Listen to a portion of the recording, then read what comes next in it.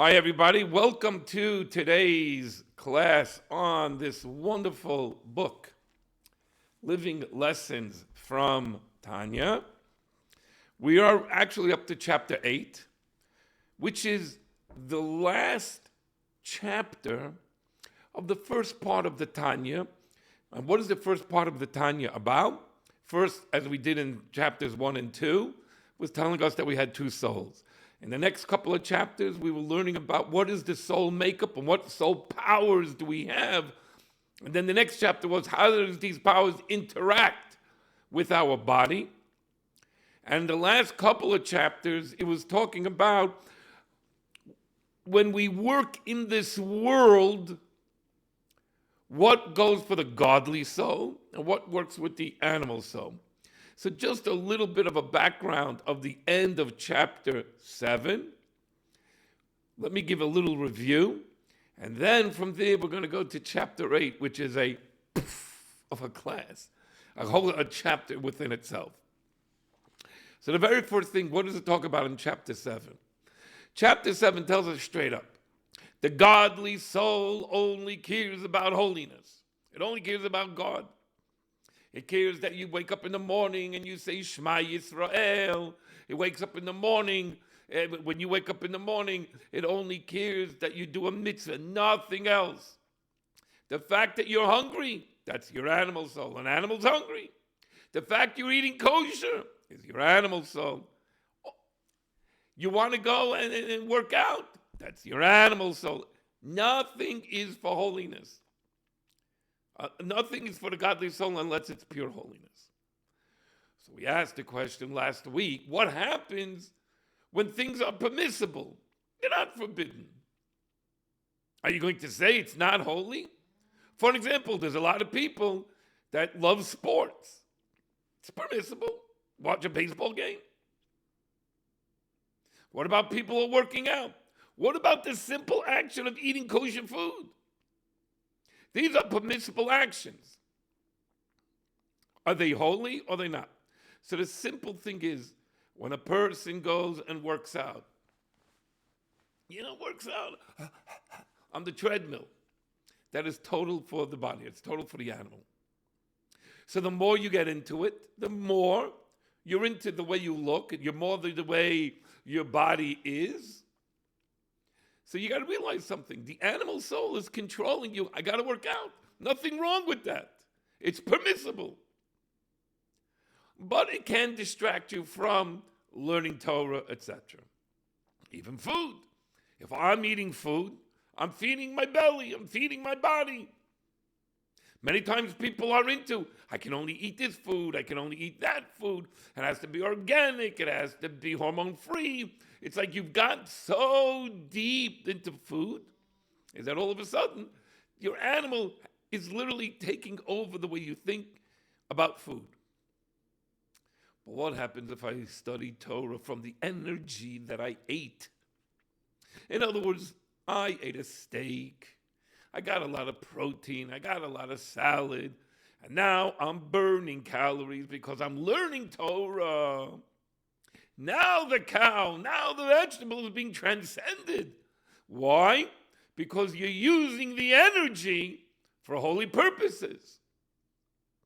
So the only way something that is permissible can become holy is if you're eating in order to go and do a mitzvah. Like many times Jewish people, they eat on the day before Yom Kippur. They're feeling, I gotta eat, because tomorrow I'm going to be starving, I'm going to be thirsty. It's okay, because you're eating for a mitzvah. So everything you're eating is being transcended to serve God. Shabbos, you're eating good food. Why? Of course your taste buds love the food you're eating. But because you're eating this food specifically for Shabbos, it's now transcended because now you're able to celebrate the food and with God on this holy day. Even when a person works out, it's good that you're working out on a treadmill. Your heart is healthy, so you can serve God better. So if your whole purpose of working out is that I should be healthy, that I should be able to serve Hashem, then it's a holy workout. But what happens if a person goes and says, I need to do 4 hours so I can get this part of my bicep to have a line, it can curve it and make muscles, and I got to get a six-pack because... Hello, dude. Now your body got you. Now your animal got you. So you got to be careful. There are traps. Sometimes we get too involved in the permissibility that it distracts you from, did you find time to learn Torah? No, I didn't have time to learn Torah. Rabbi, you must understand, you know what it is for me to cook organic, these kind of foods, and then go work out. Rabbi, 7-8 hours. Plus I have to take care of my children, to study Torah. I don't always have that time. Comes God and says, good, you did permissible thing. You didn't sin. But just know where your head is. It's more captured, or your life is more living the life of an animal soul. The godly soul is being quiet. So do you remember last week I used the example of a peanut? The peanut is the essence. That is your godly soul. That's where everything is. Then there's a red cover around the peanut, which is a permissible shell because you can eat it. There's some good in it. But the light of the peanut is not seen. Permissible things that are in this world is like the red shell of a peanut. And the animal says, I need attention. Do permissible things. So you don't go into the holiness. So that little klipa, that little shell, could prevent you from being in contact with your Jewishness. And many people, they say, am I doing anything wrong, Rabbi? Did I sin? I got to say, no, you didn't sin. But could you come to a service on Shabbos? Rabbi, I have no time. And the reason is because I'm doing other permissible things. Doesn't mean I'm violating Shabbos. So that's what we have inside us. We have the animal soul, we have the godly soul, and permissible things, it can take you away from concentrating on God, or learning Torah, or even when you're praying. For example, how many times you're thinking about business? Business is a good thing. You come to synagogue. I want to talk to you, God. And then you go, Baruch Atah Hashem, and you're holding up the siddur, and all of a sudden, within 30 seconds, you're already thinking business. But during business, you're not thinking about God and synagogue. Why? Because the animal got you. Think about business. You're talking to God. Hello? And it knocks on the door. Knock, knock, knock, knock. I want you to think about me. I don't want you thinking about God. I know you're praying.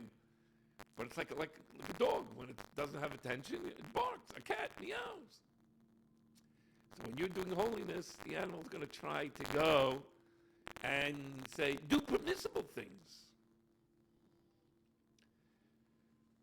Now we're up to chapter 8. Chapter 8 is a whole different ballgame. In the peanut, there's the essence. There's the red shell. It could be used to protect the peanut, but you don't get to see the peanut so much. It's permissible. It's edible. But then there's the outside hardcore shell. That has nothing good in it. No, nothing good. There are certain things that God makes in this world that is totally asur. The word is asur. Asur in Hebrew means it's tied down. It's forbidden. In other words, it can never transcend. I created these things that it can never transcend. So the question is, what happens when I bring these things into my life? Or I eat these foods that are forbidden, or I do actions that are forbidden? It affects me. Today is going to be a mind-blowing of a class. How simple things affects the way you are. And I'm telling you, I remember learning this chapter many, many years ago, and I go like this, wow, it makes so much sense. And it's as if God is begging you, don't do it. But let's see what this is all about. Page 58. Page 58, which is the beginning of chapter 8. The Alter Rebbe writes, as we read on the top of the page, forbidden foods are called isur, pork, meat and milk. Meat and milk, pork, whatever it is all considered forbidden foods.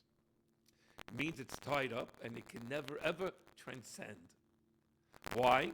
Because its energy is so negative of godly. Now we got to explain. Everything is made of God, but God made it in such a way that it's not good for you. It won't be able to transcend. So we call this energy from the Sitra Acha, from the other side. In other words, there's a holy side, then there's a fine line that's in between, then the Sitra Acha, totally forbidden side, the dark side. God says, don't mess with that. So comes the question. That which is forbidden, I'm not going to eat it. I'm not going to go eat pork. I'm not going to eat a cheeseburger. I'm not. But the Alter Rebbe goes into a question. What happens if I eat something thinking it is kosher? My intention is good. But I find out later that this butcher who said everything was kosher, the food was not kosher. So in other words, I am eating a hamburger, I'm eating a hot dog, I'm eating pizza, I'm eating whatever it is. But I'm finding out it's not kosher with the thinking it is. And now I use the energy, because it is protein, to go and learn Torah. My brains now have the energy to study. Now that I'm using that energy for holiness, and I didn't really want to eat the unkosher, what happens to the pork? What happens to the cheeseburger within me? So everybody who has the book, let's turn to page 58. First column on the left. I will read it for those that do not have the book. The answer is that the food that is forbidden for you can never transcend. Anything that is tied down is such a klipa, it's such a shell. It's called shloisha klipas tameis. It is literally like 3 shells of impurity. That means even in the case of a genuine mistake, the energy is still tied down in the total negative, and there's a harmful effect on you. It's not my fault. What do you want from me? I didn't do it on purpose! But it's not part of your flesh, your blood. It's in you. You can't do anything about it. You see, all food that we eat becomes part of our body. That means that if we, God forbid, eat some not kosher, it still has a lingering in me, and it has a negative effect. Non-kosher food can be compared to poison. If a person drank poison thinking it was water, or if you ate something that had E. coli in it, your intentions makes no difference what you put into your body. The harmful effect cannot be avoided.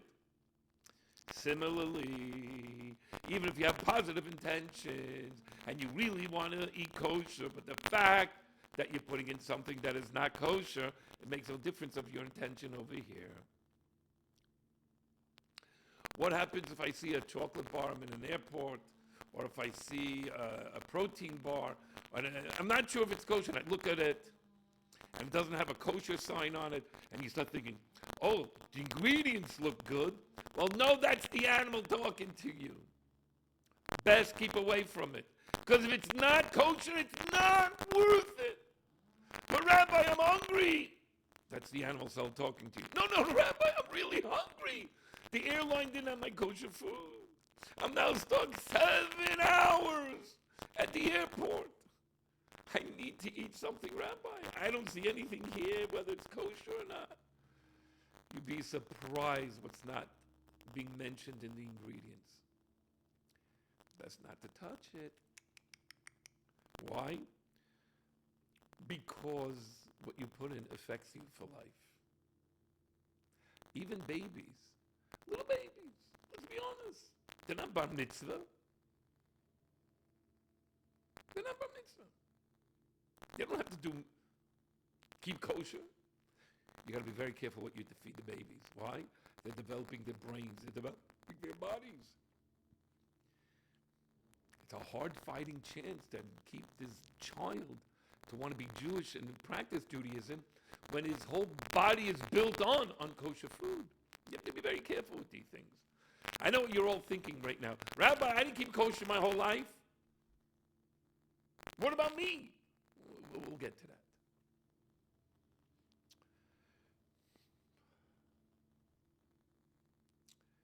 The Alter Rebbe says something really beautiful here. A Jew never, ever really wants to sin. No Jew really, in the essence, ever wants to sin. But the animal convinces you it's okay. See, it starts with permissible things, gets you involved with permissible things to keep you away from holiness. And then once you start justifying that I can do this, it'll get you to justify to do other things.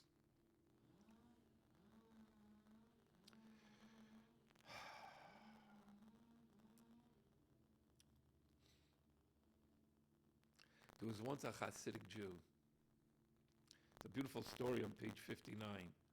He came to the founder of the Chabad movement, the author of this holy book, Tanya. And he came to him with a problem. He says, my son-in-law learns a lot of Torah. He said, but suddenly he's starting to have doubts of his belief and his trust in God. I hear him saying things that's driving me crazy. Where did this come from? So now Alter said straight up to him, ask your son-in-law if he's been very careful with the foods that he ate. Did he eat milk that was milked by a non-Jew? As the Zohar says, when you have unkosher milk, it affects the way you are in your mind and your faith in God. He went back, and the kid realized, I didn't realize, but I've been buying milk that wasn't 100% kosher. It was affecting his faith. Food does that to you. Why? Just like it affects everything else in your body. In the physical sense, how much more so in the spiritual? There's a beautiful story on the bottom, page 59. The fourth Chabad Rebbe once traveled from Lubavitch, Ukraine, Russia, and he went all the way to Paris, and he took with him a few of his students.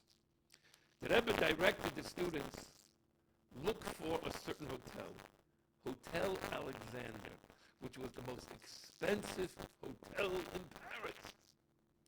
And then when they came to this gorgeous lobby, he went and said, I want the most expensive room there is. After a few hours in the hotel, the Rebbe, the head of Chabad, the fourth leader of Chabad, left his room, and he went into the game room, into the parlor where people were playing with cards and dice.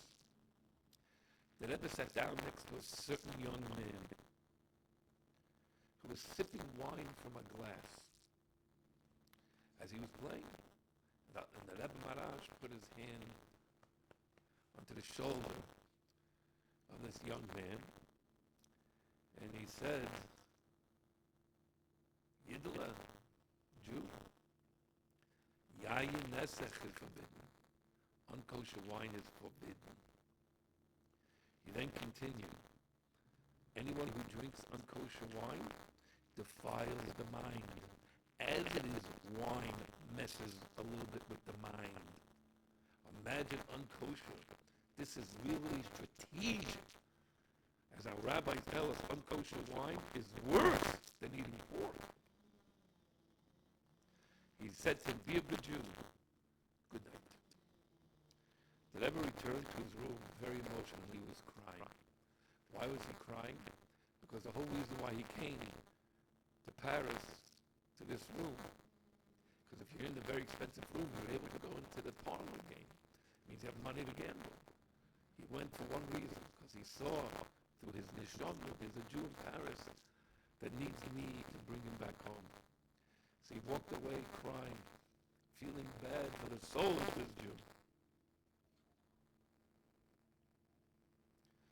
His son, who later was with him, who later grew up to be the fifth Chabad Rebbe, said it has been many generations that such a lofty soul and such a pure soul was tied up in such impurity that my father had to travel there to help him get out of it. The young man in the middle of the night came knocking on the door of the Rebbe, of the fourth Rebbe, the Rebbe Narash. And he says, Rebbe, now you got to imagine the scene. We're talking about a very holy man. We're talking about the Rebbe of Lubavitch of Chabad, the fourth leader. Imagine the shock that you see him in such a place in the first place. Sitting next to you. He put his holy hand on your shoulder, looked you straight in the eye, and said, Yid, this isn't good for you. And then he said, be a good Jew. He left. It stirred him to the core. And he came knocking on the door of the Rebbe Marash. And he came in crying, and he said, I need to change my ways. This is not the path of my father. I thought by making money I can go out into the world and I can start eating and drinking with everybody. I become so assimilated, I lost myself. How do I come home? He sat there all night. And the sun came up, they put on tefillin. And the Rebbe told him, I have to go home now. I hope to see you again soon. He came to Lubavitch, the city of Lubavitch, and he eventually became a total Baltshuva.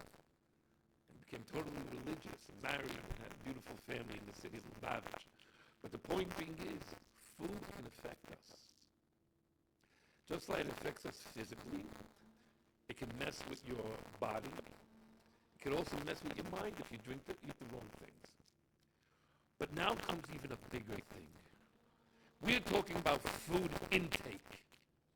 The Alter Rebbe now is going. This is, I think, the main part of the whole chapter. The whole chapter that he's going to go from here on in is going to be blowing your mind.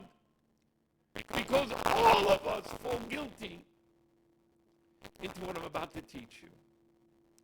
The Alter Rebbe writes, when studying the wisdom of the other nations, whether it's their culture, whether it's their religion, whether it's their news, their politics, whatever it is, anything you bring into your mind absorbs it. And it contaminates your mind. By the way, I have a grandson, his name is Mendel. Baruch Hashem. So this morning, before I came here from the class, what happened was, he was reading we had a little picture book for him of mitzvahs.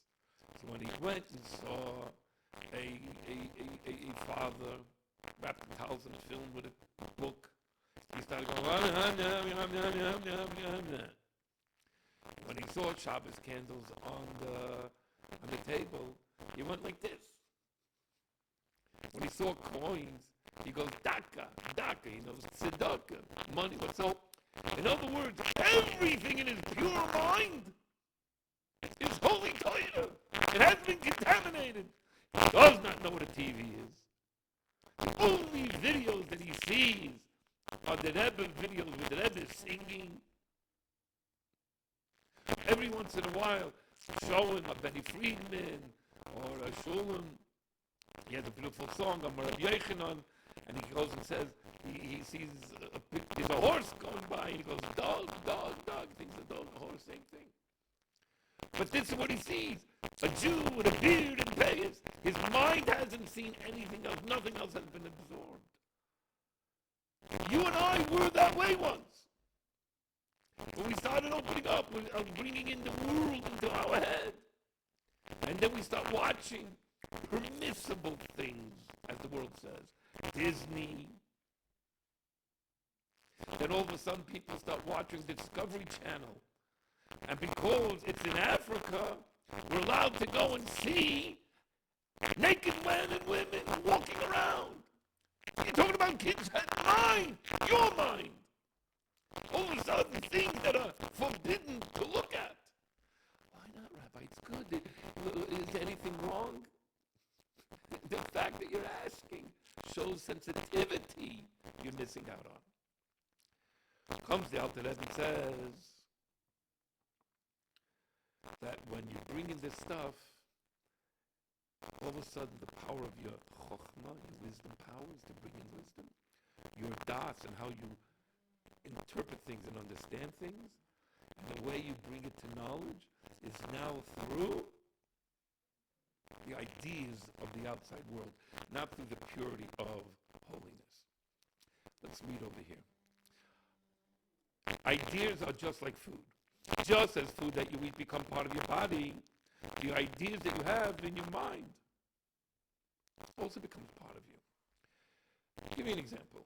I grew up in a house that Israel belongs to the Jews. No questions asked. Do you know how many Jewish people do not learn that Israel is because the Torah gave it to the Jews? They go to public school. They go to college. They go to university. And what is Israel? Colonizers. And they join people against it. And you try talking to them, they can't hear you. Why? Because the wisdom that they brought in affected their way. People who are Republicans, they were brought up a certain way. People who are Democrats were educated a certain way. Once it comes into your brain, it's like I can't hear the other side. I, thank God, was brought up in Torah. And if I hear something from the Republican Party or the Democrat Party, I go and say, whoa, whoa, whoa. What does Torah say about this? I immediately go and say, whoa, whoa, whoa, I heard something. I got to put it into my head and define it through the lens of Torah. And that's how you keep the path of holiness. There are people today that they're in kindergarten and they're being exposed with pictures and storybooks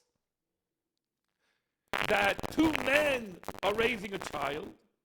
Eventually, you're being exposed to that his boy wants to go and has feelings to be a girl. He doesn't understand this, but he thinks it's fun to be a girl, till eventually they tell him, if you are a girl, then dress as a girl.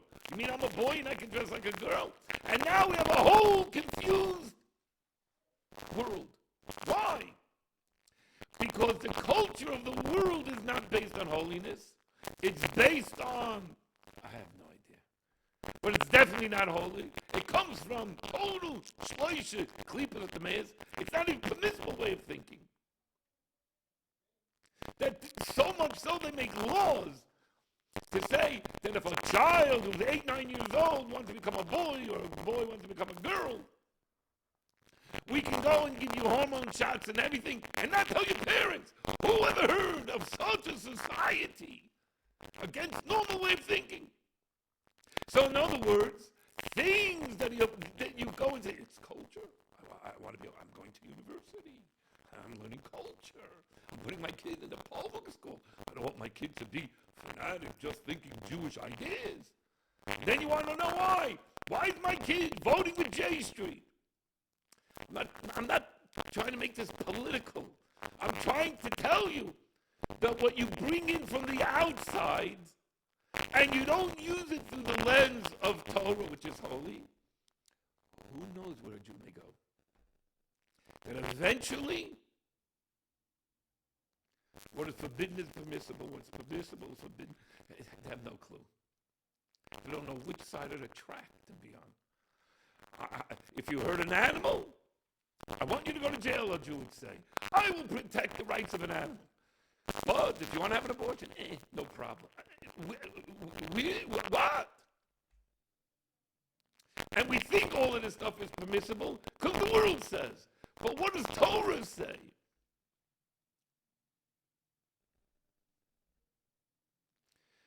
So many of us, we spend so much time on TV, on social media, and we're downloading all of this stuff. Comes the Alter Rebbe and says, on page 61, worse than eating pork is putting in pork ideas into your mind. Because once your mind, which is the most sensitive to spirituality,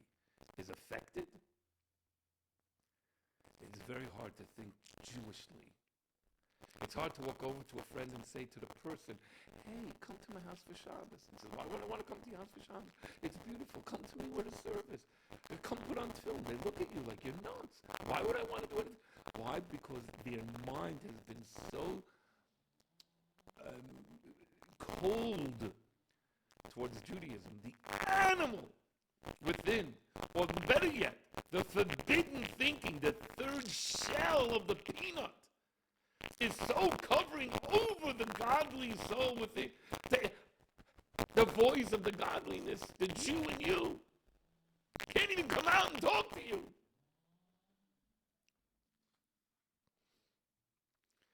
And you don't think that the world is not after your mind? Remember the story of the Syrian and Greeks? Hanukkah? What was the whole concept of oil? What they did was they wanted to go and pollute the menorah. The menorah was the light of the soul, giving energy to the soul of all the Jewish people. That you should have a pure soul to be able to learn Torah. So what did they do? They contaminated the oil. In other words, burn your oil. Get the light. Learn Torah. We love wisdom. But it's going to be affected by our contamination. So you're not going to have pure Judaism. And that was the miracle. Is that when they came to light the menorah, they said, we're not using all the oil that we found. It's impure. We're going to find our own. And God saw that we wanted to have pure oil and not to use the contaminated oil of the Syrian Greeks. God said, I'm going to make this oil burn. So your soul will burn with pure light from the menorah until you get new oil. They were after our minds. And if you don't think that the college campuses aren't after your mind, and if you don't think that other religions are after your mind, you don't think that they want to just discuss things with you, this is something that has been forever. Forever. That people are trying to get the Jewish people away from Judaism. But on the other hand, I want to go into the world so I can understand Torah better. Do you know the great Rav, who was one of the great rabbis of the Talmud? There are many laws about how animals grow, and how do you have to bring it to the Holy Temple, and how fruits and vegetables grow, what is good for tithing. How can I go and understand these laws unless I'm a farmer? So what did he do, Rav? He left the city, he left his home, and he went to live 13 months on a farm, where the farmer grows many products and has a bunch of animals. Why? Because the Torah wants us to serve God with animals and food and tithing in the way it grows.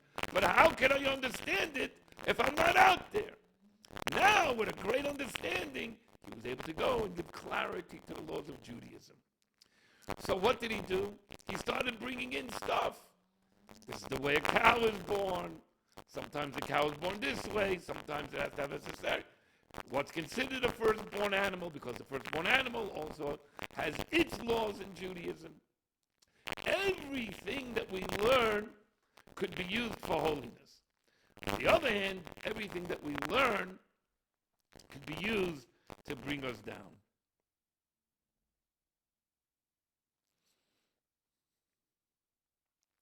There was once a merchant, and he used to sell books right next to the town synagogue, right near a large, and right near him was also a large oven. One day, the rabbi, Reb Chaim Leib, took a look at the books and realized that all of these books were love novels, fantasy books. Quickly, he opened the oven door and he took all the books from the guy and he threw it into the fire. The merchant was devastated. Rabbi, that's my whole business.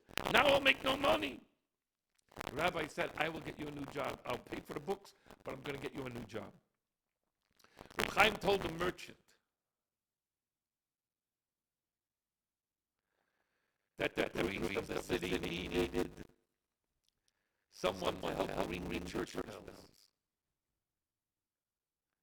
The merchant was shocked that the rabbi was telling him to go get the job at the church to ring the bell for the priests. And he goes and says, Rabbi, you tell me I have to go and ask for that job and get paid? I don't want to work for a church. And Reb Chaim Leib, the rabbi, said to the merchant, 1 minute. You're totally comfortable selling books of fantasy, of relationship with crazy ideas into people's minds, and that's all they'll be thinking about not taking away from Torah. It'll take kids who read these books away from the purity of Torah, but it doesn't bother you just ring the bell. Drop the mic. In other words, what Chaim Leib was saying, the mind has to be, you got to put a gate around it.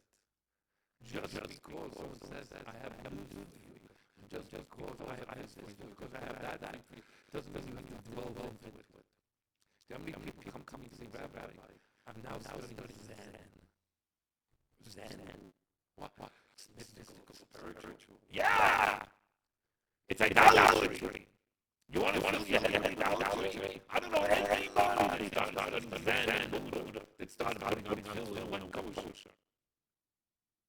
There are other people who say, Rabbi, I want to go to the Kabbalah Center and study Kabbalah.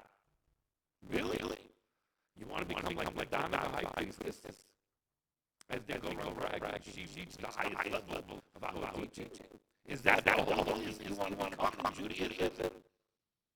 Why do you walk to your Kabbalah house and learn Kabbalah? This is Kabbalah. In fact, it's even higher than Kabbalah, because this, Tanya, takes Kabbalah and shows you how to bring it into your day-to-day life. Instead of the hard words to understand the Zohar and the Kabbalah, Tanya is Kabbalah broken down to an easier way that you and I can understand. So what are you going there for? So you should end up being like Madonna. Or do you want to be a Jew that serves God in the purest, the holiest way? So my dear friends, chapter 8 is begging us. There's a lot of things out there that we bring into our life that we eat. That is not permissible. And once it can't be transformed into something holy, it'll work on your spirituality. How much more so thoughts and ideas. Oh, I want to watch. I want to see how they do. Who cares? The poems of the word throughout the generations that were against the Jewish people, the same against Jews, wanted the Jews to convert to their religion in the land. Spoke constantly how God is wrong and God is right. What do you want to know the new guy for? Because it's popular right now. I don't want to be part of the trend. Comes Hashem and says, keep your neshama pure. Keep away from thoughts that are not holy. Because those thoughts are like the hard shell around a peanut. One last thing. When you eat unkosher, you drink unkosher wine, you're a person that is so worldly, like a professor. You ever see these people feeling like, I'm so proud to be Jewish. I'm a Jew. But I don't know. They call me calculated. I show up to the services, Rosh Hashanah, Yom Kippur. I give chat to you, This is a cold Judaism. This is not a living Judaism. God wants you, that He gave you, that He chose you for. Come and sang. This is how it works. You have a mind, you have a soul, you have a soul powers, you have a body.